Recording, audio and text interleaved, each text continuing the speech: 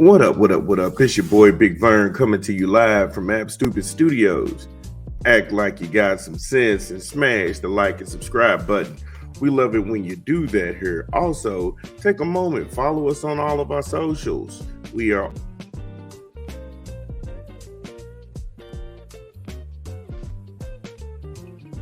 also, if you want to fund the madness directly, you can hit us up at the Cash App at $Vern Dollars. Again, that's going to be $Vern Dollars. All right, busy day for us. Going to talk some NBA about Anthony Edwards. I know a lot of people have heard about Anthony Edwards, and at this point, I knew he was a problem coming.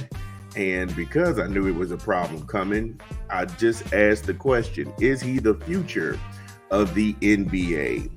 Also, want to go ahead and talk some Miami Heat basketball. Where do they go? And also, Pat Riley had something interesting to say about Jimmy Butler in the presser for the finale at the end of the season. And Victor Wembanyama is named in the NBA Rookie of the Year unanimously. Congratulations to him. But we'll also talk about one guy I don't think should have been in the running for NBA Rookie of the Year. Then we'll talk about Mavs forward Maxi Keebler. He's down. And he's almost out for the series with a dislocated shoulder.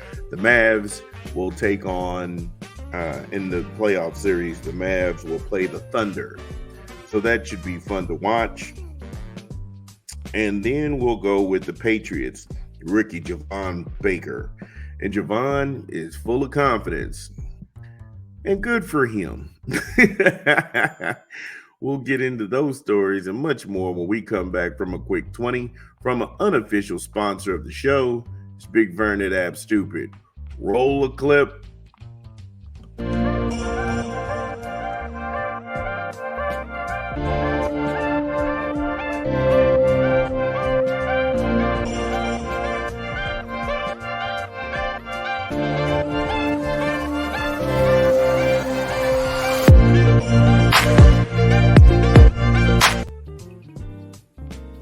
Yes, Coca-Cola. Always Coca-Cola.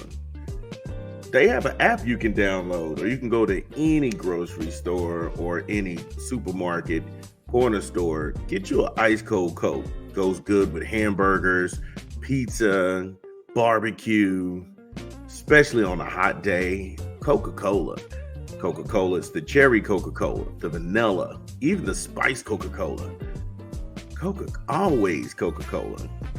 All right, so gonna talk some Anthony Edwards, and a lot of people call him Ant-Man and things like that in the hoop world and things like that. But the question I have is, at 22 years old, with 4 years under his belt, is he the future of the NBA? Is he the new hope? Are we witnessing a changing of the guard?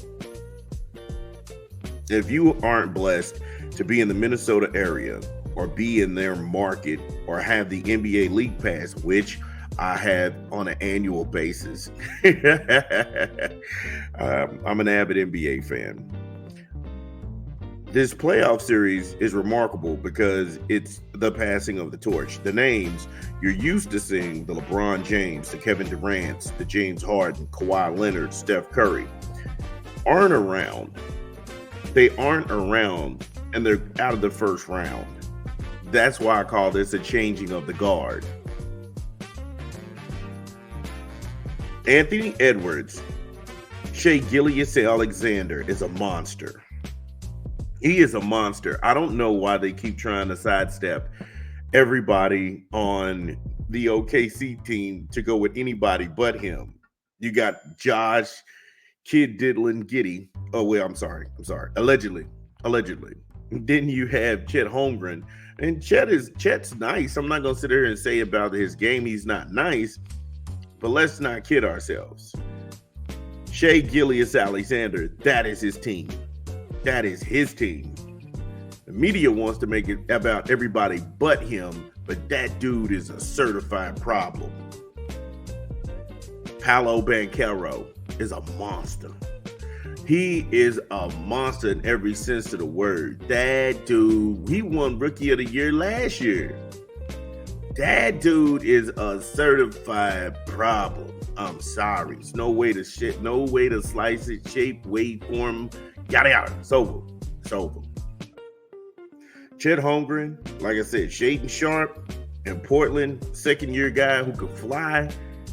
And again, if you're not in the Pacific Northwest and you don't check out Portland games in Rip City, Shaedon Sharpe on a fast break is something to be held.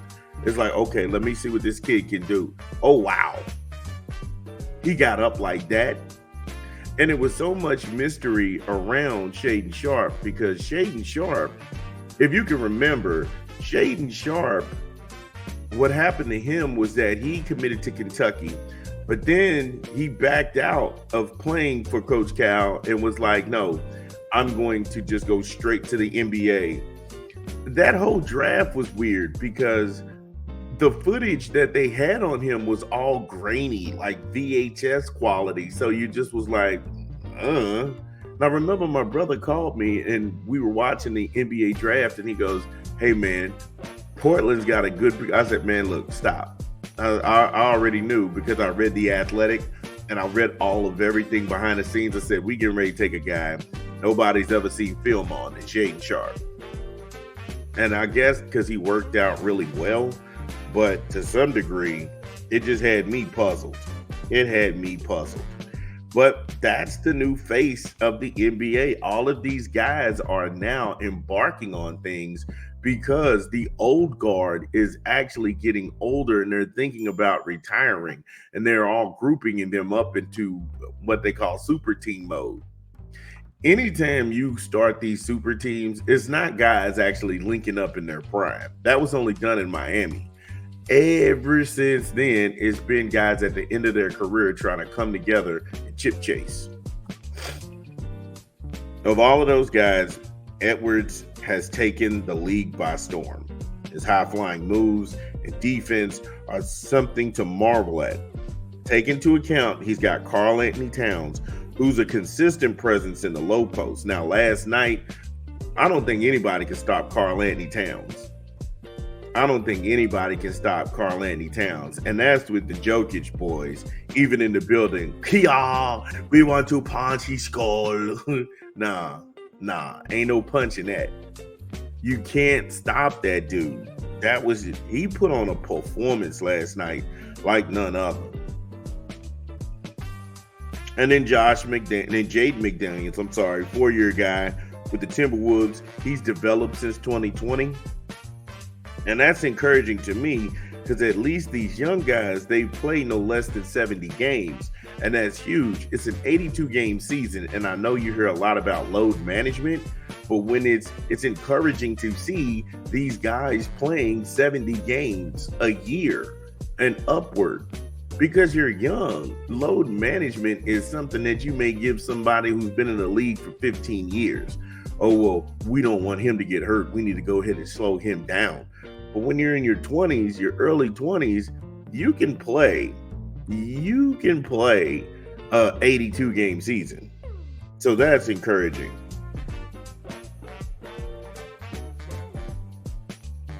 And McDaniels has done this since 2020 and 2021. Even in his rookie year, he played 63 games.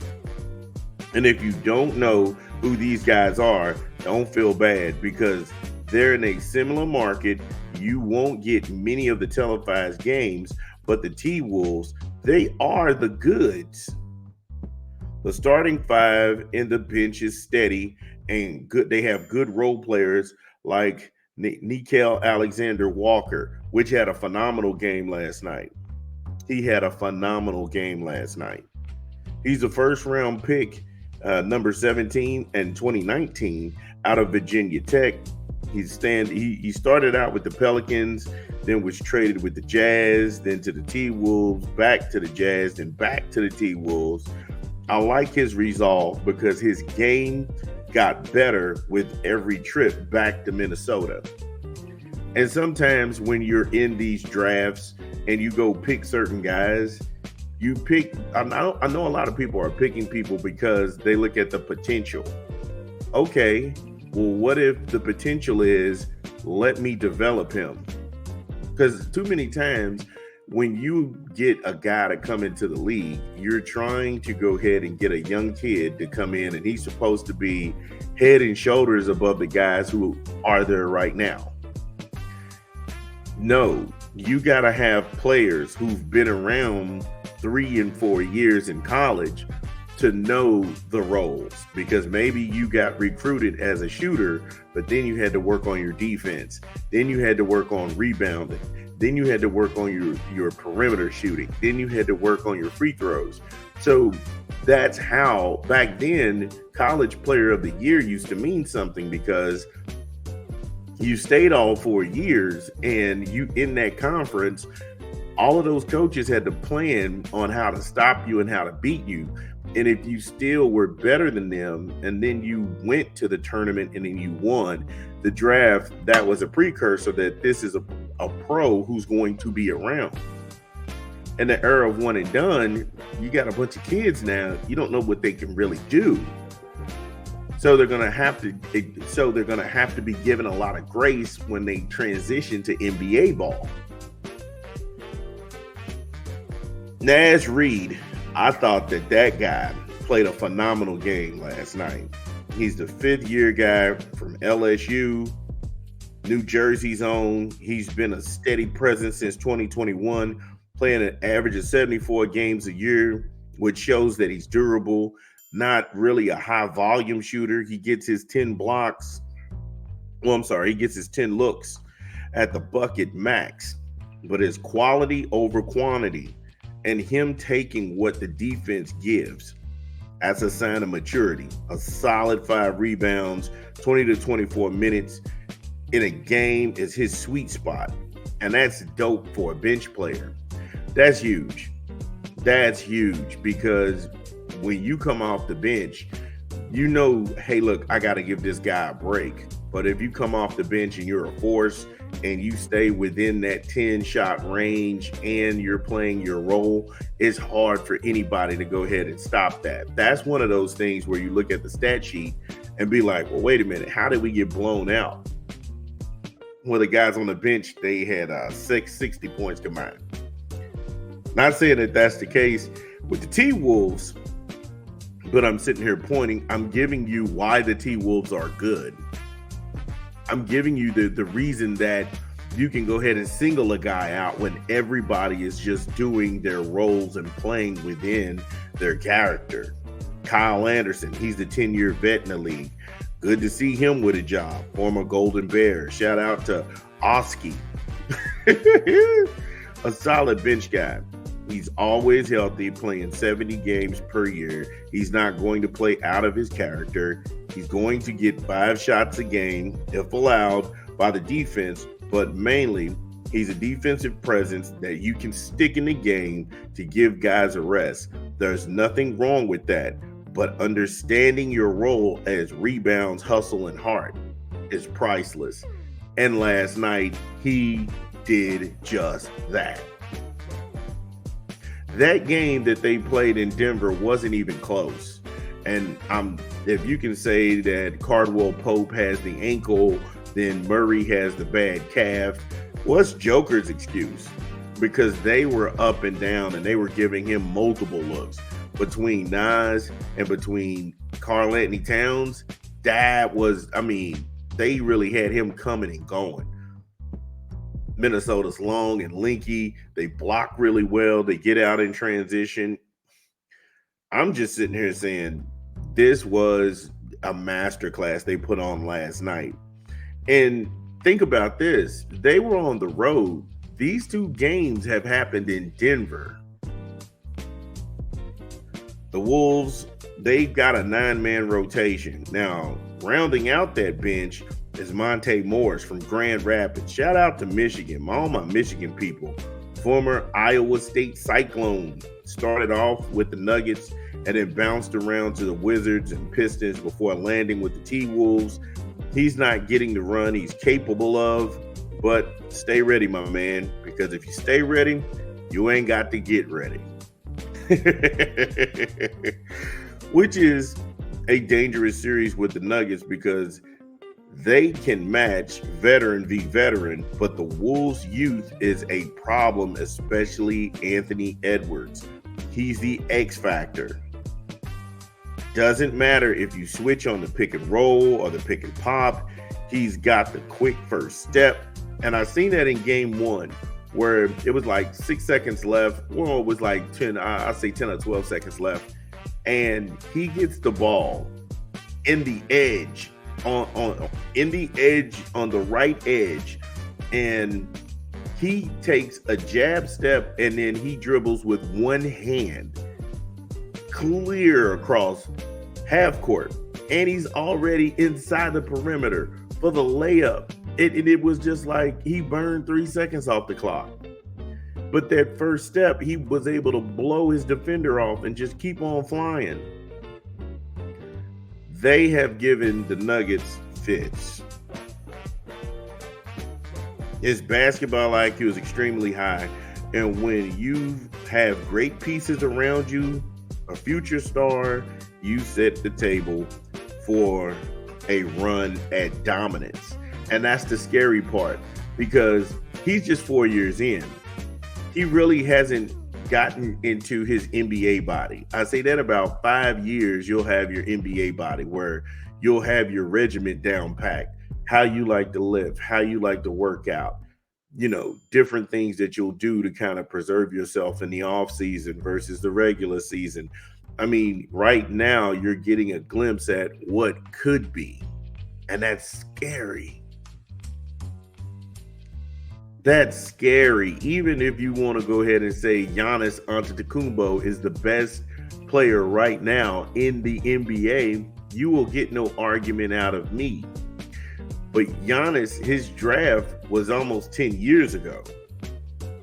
This dude is only 4 years into his NBA journey. He is the future of the NBA. Paolo Banchero is the future of the Shai Gilgeous-Alexander is the future of the NBA.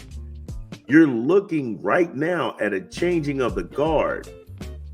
And it's okay. Nothing stays the same. But just be aware, these dudes are the future. You're watching something and appreciating the skill factor in that. Jason Tatum, his draft was a long time ago. But Jason Tatum is a monster. Let's not kid ourselves. Boston has been his team for a long time. You don't need a superstar team. You don't need a 3-team and things like that. You just need 2 solid players, 6 role players, 3 defensive stoppers. And I love how they are making the Nuggets bigs. Jokic, he's working because Rudy Gobert, shout out to Rudy Gobert. He just had a baby, by the way. Rudy Gobert, he is a problem down low for a lot of bigs in the NBA. And I'll be honest with you, I don't think that the Thunder can beat the Wolves. I just don't. However, looking at everything, I think that Karl-Anthony Towns, Rudy Gobert, Naz Reid, they constantly throw them at Joker, which is frustrating him, obviously, in the series. Michael Porter Jr. has not been a real factor to stop the bleeding, and too much Anthony Edwards in key moments with meaningful offense is breaking the runs that Denver is going on. And really, at a point where you're at Denver, you're just looking like, what else can we do to stop this? I don't think there is a plan to stop it. Well, we got more show coming. We're just getting started. This is Big Burnett App Stupid. Holla at your boy.